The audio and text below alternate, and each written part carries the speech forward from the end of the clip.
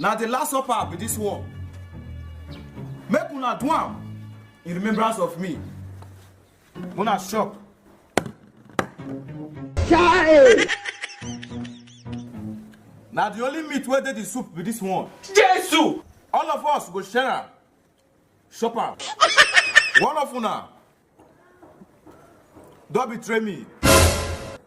He sent me for 30 pieces of silver. Give the Pharisees. Jesus is Lord! Master, not me. The person sit down here with us, they shop this food. I like the one house where all of us get.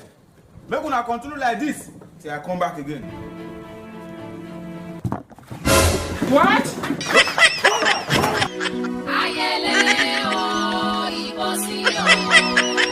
Make me bring down it, come back. That is